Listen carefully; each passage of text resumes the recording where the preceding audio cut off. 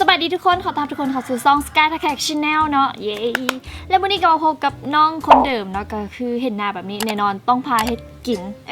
แล้วก็มื้อนี้ก็จะมาเฮ็ดจืนป่าซึ่งป่าเขาก็ซื้อมาจากตลาดเนาะนี่ก็จะเป็นป่าน้อยแล้วก็มีอันนี้อย่างว่าปลาขาวบ่หรือปลาอย่างนี้แหละแล้วก็จะมีอันนี้ตำไผ่หัวปลาอย่างเนี้ยอันนี้นี่พอดีว่าแถวบ้านมันจะมีหนองเนาะเขาจะแบบไปว่านแหว่านมองมาสินะแล้วก็ได้ป่ามากระซินี้ตัวน้อยๆน้ำป่านี้บางคนเขาจะก็สิเห็ดปลาแดกเนาะแต่ว่าเขาเสียมาจืดกินมานี่เดี๋ยวสิมาเริ่มคว้ากันเลยคว้าเอาขี้ออกกันเนาะเพราะว่าท่านจืดทั้งขี้คือสิขมบางคนมากินหัวก็บ่ต้องตัดหัวเนาะแต่ว่าบางคนก็ปัดแต่ท้องเอาขี้ออกสิแต่ว่าน้องปัดหัวเอาแล้วก็จกขี้ออกสิ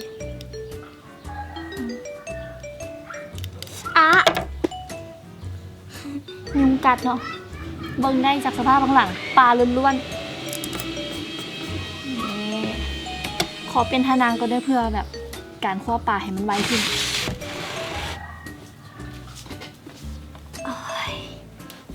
ต้องมีทาเลย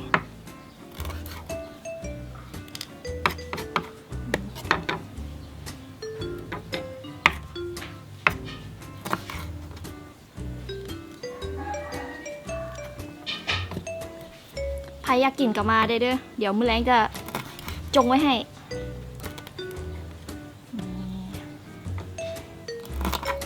ปาดแล้วก็โจ๊กนี่เนาะมีดไปแหลมๆนี่ส่วนขี้ออกจากข้างในเลยโอ้ทุกคนยุงกัดตอนนี้ก็เป็นเวลาประมาณ4 โมงแรงเนาะยุงกำลังออกหากินเลยแหละเป็นไรป่าหาให้พ่อปะป่าหาให้วะสั้นหาซื้อให้นะพ่ออ๋อพอจะอายเต็มเลยมาครัวใส่กันดูเช็ดจะกินครับพี่น้องครับทอดค่ะเราไทยเลยกันได้ครับเรือคนอีสานเบิ้งครับโอ้ยอีสานฟังลาวออกว่าแบบอีสานแบบที่ไหนครับเช็ดจะกินไหมทอดป่าจ้าใครได้เป็นลูกเป็นเมียเฮ้ยเป็นลูกเป็นเมียอะไรเป็นเมียใครได้เป็นเมียนี่สบายนะเฮ็ดกินเป็นจีบได้ให้กินเป็นได้ต้อมได้อย่าดราม่าเด้อทุกคนเด้อการฆ่าสัตว์เด้อเพราะว่าอันนี้เขาซื้อมามันก็ตายแล้วเนาะและอีกอย่างมันเป็นวัฏจักรของชีวิตเนาะวงจรชีวิตมันก็ต้องแบบสัตว์น้อยกินสัตว์ใหญ่อย่างไปสิคันเฮาบ่กินนี่เฮาก็บ่มีอันกินได้ซั่นน่ะเมนูเสร็จยังกินมื้อนี้ก็สิมาจืดป่าเนาะใครอยากกินก็คอมเมนต์มาได้เนาะหรือว่ากดไลค์กดแชร์เดี๋ยวจะให้มากินน้ำกันถ้าพองว่าแซ่บแน่นอนเนาะบ่เคยเฮ็ดที่ใดมาก่อนแล้วก็บ่เคยเฮ็ดฮู้แต่ครัวไหวบ่ต้อมเสียให้กินมื้อนี้มักเค็มหน่อยหรือเค็มหลายมักพอดีป่านี่ใหม่ๆเลยทุกคนเห็นบ่สังเกตได้ป่าใหม่มันจะเก็ตอยู่ครบแบบนี้ให้ได้ฮู้ว่าครบหรือบ่ครบได้นับซะบ่อันตอนนับแล้วเฮ้ยบ่แม่นเพราะว่าคันมันตายดนไปแล้วนะมันจะแบบเป็นนั่นเก็ตลุดออกแล้วก็สีซ้ำๆแต่อันนี้มันแบบยังตาใสๆเก็ตเหลื่อมๆที่อยู่นี่อันนี้มันป่าใหม่แม่นบ่พี่น้องครับคนบ่เคยอยู่ให้อยู่หน้าบ่เข้าใจดอก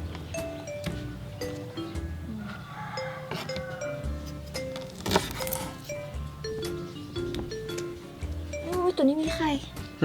เว้ยไม่ยังตัวนี้มีไข่นี่เห็นปะไข่น้อยๆนึงเด้อเอาขี้ออกเนาะจงไข่ไว้นี่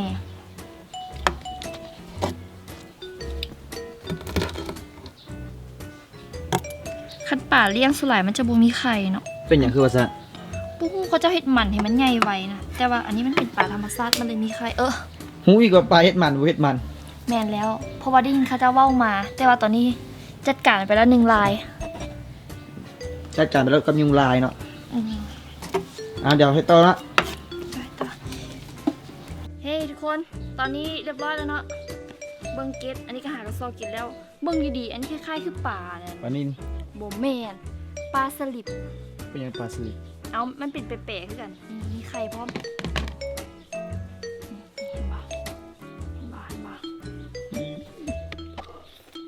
ตับสดๆก็ได้เลย เอาได้ไหม แบบขาวไปอันนี้จงมาให้ต้มเมียน ต่อมาเนาะสิมาเฮ็ดเครื่องมาเอือบป่าเนาะแก้ข้าวตัวนี้ อันนี้ก็เป็นสูตรของน้องเองเนาะใครที่ว่ามีสูตรเด็ดๆดีๆกันแนะนำได้ที่จริงค่ะก็อยากใส่ใบขี้หูดน้ำพอมันจะได้เพิ่มความหอมแต่ว่าใบขี้หูดใหญ่บ่ทันเนาะก็โมค่ะไปก่อนก็สิใส่กระเทียมแล้วก็มาตำ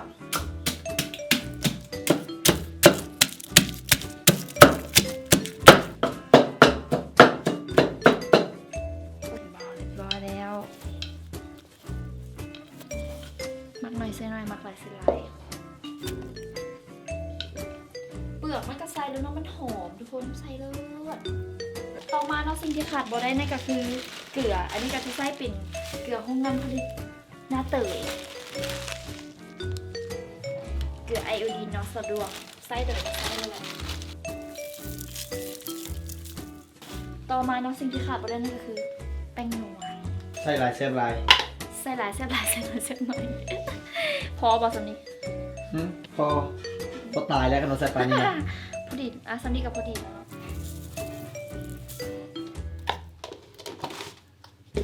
ต่อมาเนาะจะเป็นน้ำปลาจืดปลาเขาต้องมีน้ำปลาของกินแบบน้ำปลานิดๆหน่อยๆสินะ4 บาทจ้าแล้วก็เพื่อเพิ่มความแบบอรรถรสในการแซ่บหน่อยหนึงคนอื่นบ่ฮู้ใส่บ่แต่ว่าน้องมักใส่เนาะน้องสิใส่น้ำตาลน้อยหนึงอันนี้น้ำตาล ยังเดือดในสมันน้ำตาลกัน น้ำตาลที่จริงมันก็หลายชื่อได้ว่าทุกคนต่ำมันกุ้งสดเทอร์เรลนี่ไป น้ำตาลเฮียนี่ใส่สนิ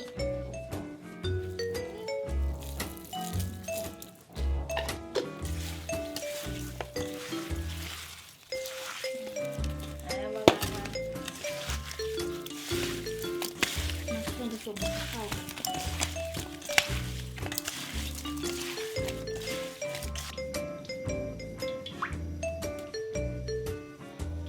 จืนปลาเนาะข้าวบุอยากให้ไหม้หลายนี่เขาอยากใส่ไฟแห้งไฟเริ่มฮอตแล้วก็ต้องรีมันลงข้าเป็นดังเตาถ่านเตาถ่านมาละคีบถ่านออกขั้นฟื้นกันออกฟื้นออกเลยเด้อเพราะสำหรับปลาใหม่เด้อจ้าปลาหอม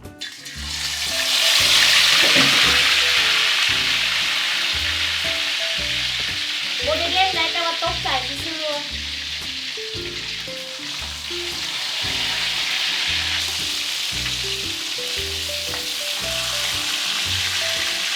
คนกดแบบไฟกำลังพอดีนะมันจะแบบกรอบพอถึงเขาบอกให้ไฟแห้งข้างนอกมันจะดำแล้วกับข้างในมันจะบสุก คือบอกลงหลายๆเนี่ย เพราะว่าถ้าลงหลายมันจะติดกันอีกอย่างถ้าลงแล้วเขาก็ยังเฝ้าพริกมันเนาะเพราะว่ามันจะอยู่ช่วงแบบก่อโตให้มันแข็งอะนะถ้าว่ามันยังอ่อนอยู่เขาพริกมันก็จะแบบติดหม้ออันนี้ก็อย่างเนาะอันนี้เริ่มละเริ่มแข็งโตละเริ่มได้จะพริกได้ละนี่ตอนนี้ก็ถึงเวลาจะได้กินแล้วเนาะนี่เห็นว่าทุกคนสีจะแซ่บบอเขาเสียวขึ้นได้ปะเนี่ย สุกแล้ว เกลือสุกแล้ววัสดุน้ำมัน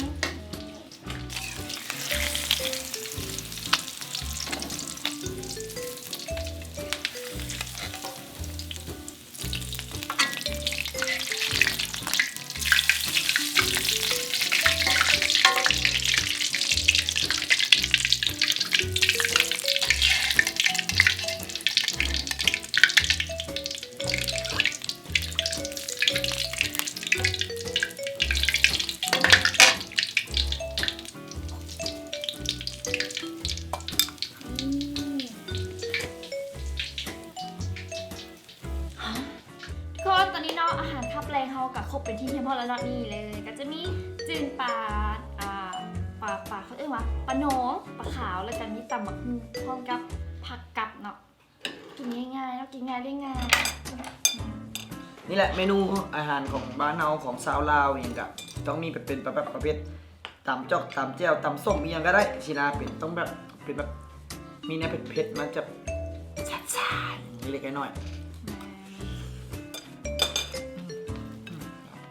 ถ้าจะเราไปเล่ากับอีสานนี่กับวัฒนธรรมการกินนี่กับคล้ายๆกันเลยเนาะ ภาษาฟังกับเข้าใจ เรื่อง กัน รู้เรื่องนะ แซ่บดูไหม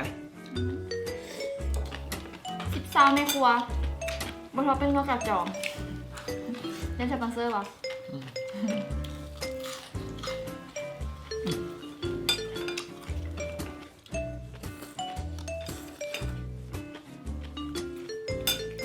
แซ่บเบิร์ดกินแบบที่โดนนะ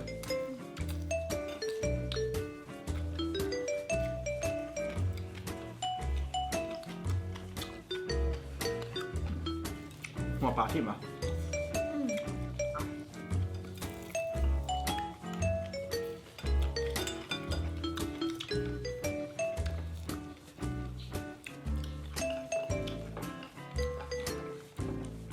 อยากให้ได้ยินเสียงยำป่าได้เนาะ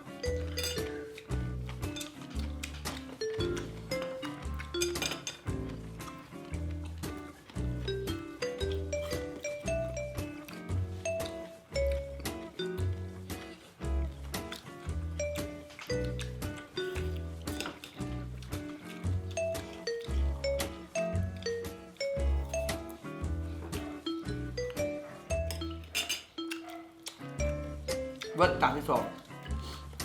ครับก็แต่เด้อ ทุกคนอยากซิฝีมือน้องมาถ้าอยากซิฝีมือน้องล่ะคอมเมนต์มาได้ซิป่ามาให้พร้อมเดี๋ยวจืดให้กิน แซ่บแซ่บเนาะแซ่บจนแบบอืม หมายถึงยัง ยาว กินแล้วจนห้ามแตกทันทีเนาะ